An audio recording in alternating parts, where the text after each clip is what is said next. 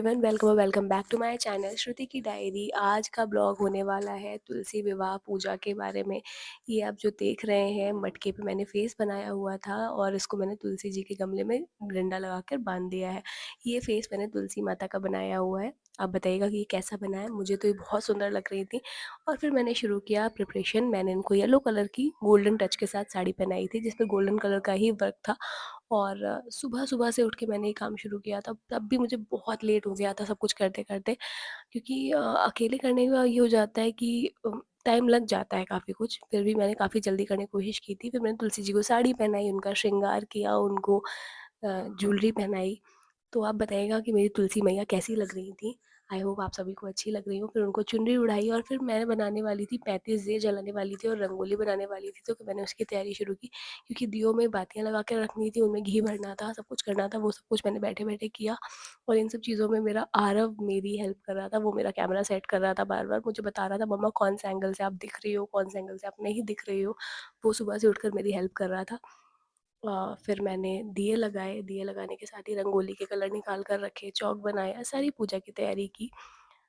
उधर माँ गई थी गंगा जी का स्नान करने के लिए, क्योंकि पूर्णिमा पे गंगा जी का स्नान करना बहुत शुभ माना जाता है। तो माँ गई थी गंगा जी का स्नान करने के लिए।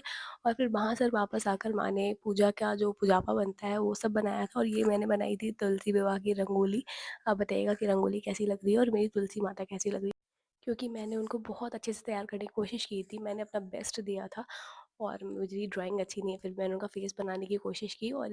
और ये है मेरे शालिग्राम भगवान, जिनको मैंने सजाकर उनका श्रृंगार करके रख दिया है। यहाँ पे मैं जला रही हूँ 35 दिए, क्योंकि हम हर साल ही जलाते हैं। कभी आटे के दिए बना लेते हैं, लेकिन इस बार हमने मिट्टी के दिए में घी भर के लगाया था, क्योंकि आटे के दिए ना काफ़ी लंबे टाइम तक जलते नहीं हैं।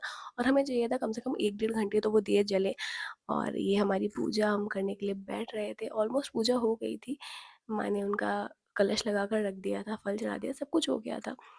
फिर सुहा का सामान चढ़ाया। तुलसी विवाह में जैसे-जैसे तुलसी जी का श्रृंगार करते हैं, उनको मेहंदी लगाई, आलता लगाया, सिंदूर लगाया, बिंदी लगाई, सब कुछ किया। पूजा की पूरी प्रिपरेशन हो गई थी, उसके बाद ही ये दिए जलाए जाते हैं, तो मैं वो दिए जला रही थी।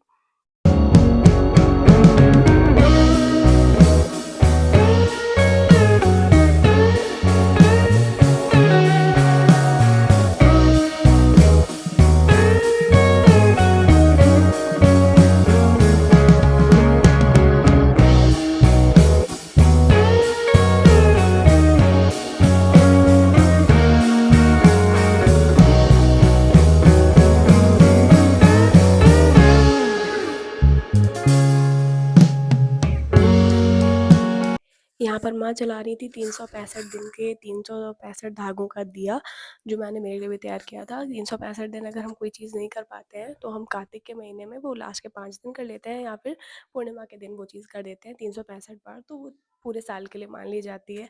सो वहाँ पे मैंने आरती की वो दिया जलाकर, और ये हो गई थी हमारी पूजा। तो हमें ज़रूर कमेंट करके बताइएगा कि आपको मेरी ये तुलसी मैया कैसी लगी और मेरी रंगोली वगैरह कैसी लगी।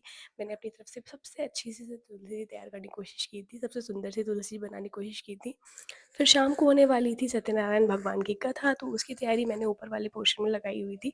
सारी चौकी लगाई, ज़्यादा कुछ डेकोरेट नहीं कर पाई थी, क्योंकि तबीयत ख़राब लगने लगी थी मुझे अपनी दोपहर तक। फिर आप मेरी शक्ल से समझ सकते हैं कि मुझे तबीयत बिल्कुल भी अच्छी नहीं लग रही थी। उसके बाद पंडित जी आ गए, उन्होंने चौकी लगाई, सारी तैयारी की, कथा की तैयारी शुरू हुई, सारे लोग आए। ज़्यादा लोगों को नहीं बुलाया था, सिर्फ लिमिटेड लोग, सब घर के लोगों के साथ ही सिर्फ कथा सुनी गई थी। तो सारे लोग आए, कथा सुनी गई, पंडित जी ने आशीर्वाद लिया, और सब लोग बैठे थे, घर के सारे लोग बैठ के कथा सुन रहे थे। और सब ये सारी चीज़ें होती रहती हैं, तो घर में उतनी शुद्धता और पवित्रता बनी रहती है। सो कथा हुई, और बच्चे अपने बाबा के साथ खेल रहे हैं, और इसी के साथ मेरा ब्लॉग खत्म होता है। फिर मिलूंगी किसी नए ब्लॉग के साथ किसी नए दिन, तब तक के लिए नमस्ते।